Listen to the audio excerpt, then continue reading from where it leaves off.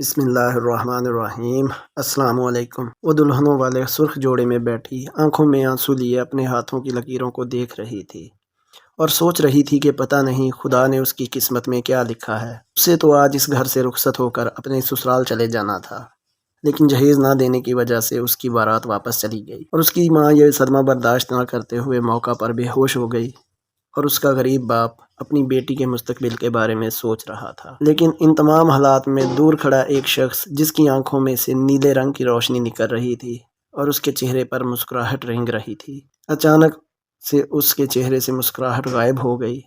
اس کی آنکھیں غصے سے باہر کو ابھر رہی تھیں اور اس کے بڑے بڑے دانت باہر کو نکل آئے اور اس کے حلق سے عجیب و غریب آوازیں نکلنے لگی۔ ایسا لگ رہا تھا کہ اس کے سامنے کوئی بھی آ جاتا تو وہ اس کو زندہ نہ چھوڑتا، کیونکہ اس کے کانوں میں دلہن بنی لڑکی کی سسکیوں کی آواز گونج رہی تھی اور اس کے غصے میں مزید اضافہ ہوتا جا رہا تھا۔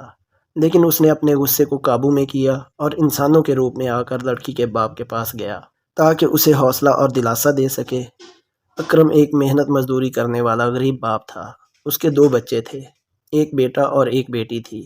وہ اپنے بچوں سے بے حد پیار کرتا تھا۔ اس کی بیٹی فائزہ نے ایف اے تک تعلیم حاصل کی ہوئی تھی اور اس کے بعد گھر کے حالات کو دیکھتے ہوئے اس نے مزید تعلیم حاصل کرنے کا ارادہ ترک کر دیا۔ لیکن وہ اور اس کا باپ یہ چاہتا تھا کہ ان کا بیٹا اچھی تعلیم حاصل کر سکے اور اپنے پاؤں پہ کھڑا ہو سکے۔ اس کے لیے وہ اپنے بھائی کی تعلیم میں مدد کے لیے محلے کے ایک اسکول میں پڑھانے جاتی تھی۔ ابھی اسے اسکول میں نوکری کرتے ہوئے کچھ ہی مہینے ہوئے تھے، لیکن اسے ہر وقت ایسا محسوس ہوتا تھا کہ کوئی اسے دیکھ رہا ہے۔ جب بھی وہ دائیں بائیں دیکھتی تو کسی کو اپنی طرف متوجہ نہ پاتی، اس لیے وہ اسے اپنا وہم سمجھ کر نظر انداز کر دیتی۔ ایک دن اسکول سے واپس آتے ہوئے کچھ دیر ہو گئی۔ وہ تیز قدموں سے چل رہی تھی تاکہ جلد از جلد گھر پہنچ سکے، لیکن اسے اپنے ساتھ کسی کے قدموں کی آواز سنائی دے رہی تھی۔ جب اس نے مڑ کر دیکھا تو اسے کوئی بھی نظر نہ آیا، لیکن قدموں کی آواز کو سنتے ہوئے اس کا جسم پسینے سے شرابور ہو گیا اور اس کے ہاتھ کانپنے لگے۔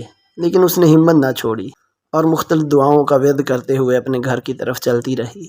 جیسے ہی وہ گھر کے قریب پہنچی تو اسے قدموں کی آواز آنا بند ہو گئی۔ وہ جب گھر کے اندر داخل ہوئی تو اسے اپنے کانوں میں کچھ لوگوں کی آواز سنائی دی۔ وہ سیدھا کچن میں آ گئی کیونکہ اسے کافی بھوک لگی ہوئی تھی۔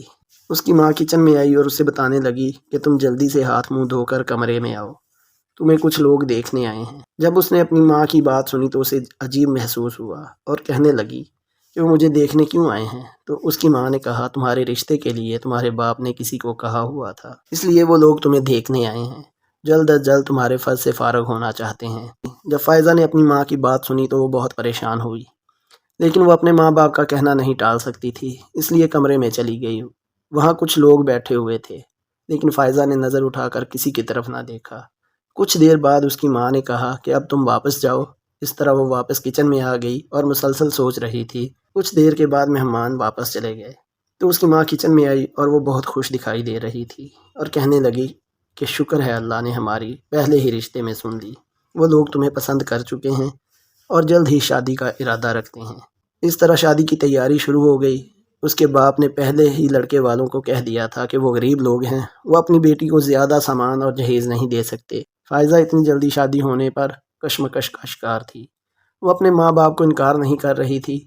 1 مہینے کے اندر اندر اس کی شادی ہونی تھی اور بارات کا دن بھی آن پہنچا اور وہ دلہن بنی اپنے مستقبل کے بارے میں سوچ رہی تھی اور دل میں مختلف سوچیں آ رہی تھیں کہ نہ جانے اس کے سسرال والے کیسے ہوں گے۔ اور کچھ دیر بعد بارات آ گئی، لیکن کافی دیر گزر گئی، نکاح کی تقریب نہیں ہو رہی تھی۔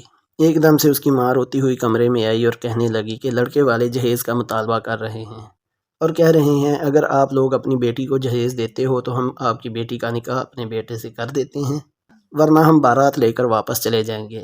فائزہ کے باپ کے پاس اتنے پیسے کہاں سے آتے کہ اس کے لیے جہیز کا انتظام کرتا، اس لیے لڑکے والے بارات واپس لے گئے۔ اس کی ماں یہ بتاتے ہوئے بے ہوش ہو گئی۔ اس کا باپ محلے والوں سے نظریں نہیں ملا پا رہا تھا کہ کسی کی بیٹی کی بارات کا واپس چلے جانا کوئی عام بات نہیں تھی، اور وہ خود رونے میں مشغول تھی کہ ایک دم سے کمرے میں کھڑکیوں کے بجنے کی آواز آنے لگی اور ایک دم سے پردے بھی ہلنے لگے اور کمرے کی لائٹ خود بخود جلنے اور بجھنے لگی۔ ایک دم کمرے میں تیز روشنی نمودار ہوئی اور اسی روشنی میں سے ایک شخص برآمد ہوا۔ فائزہ نے جب یہ سب دیکھا تو وہ خوف سے کانپنے لگی اور ایک دم سے کمرے سے باہر جانے لگی کہ کمرے کا دروازہ خود بخود بند ہو گیا۔ وہ شخص انسانی روپ میں تھا اور وہ فائزہ سے کہنے لگا کہ تمہیں مجھ سے خوف زدہ ہونے کی ضرورت نہیں۔ میں ایک جن زادہ ہوں لیکن تم سے بے حد محبت کرتا ہوں۔ تم مجھے پہلی ہی نظر میں اچھی لگنے لگی تھی، لیکن جو کچھ آج تمہارے گھر والوں کے ساتھ ہوا وہ مجھ سے برداشت نہیں ہوا، اور میں تم لوگوں کی مدد کے لیے آیا ہوں۔ میں تم سے آج ہی شادی کروں گا۔ فائزہ نے جب اس جن ذات کی بات سنی تو وہ حیران رہ گئی، اور کچھ دیر بعد وہ جن غائب ہو گیا اور اس کے باپ کے پاس انسانی روپ میں گیا اور کہا کہ آپ کو پریشان ہونے کی ضرورت نہیں، میں آپ کی بیٹی سے نکاح کے لیے تیار ہوں۔ اور اس کا باپ آنکھوں میں آنسو لاتے ہوئے اس شخص کی طرف دیکھنے لگا کہ مشکل وقت میں کیسے وہ اس کی مدد کے لیے تیار کھڑا ہے۔ اس طرح اس جن زادے اور فائزہ کا نکاح ہو گیا، لیکن جن زادے نے اپنی محبت اور پیار سے یہ ثابت کر دیا کہ وہ فائزہ سے بے حد محبت کرتا ہے۔ امید ہے آپ کو یہ کہانی پسند آئے گی۔ شکریہ۔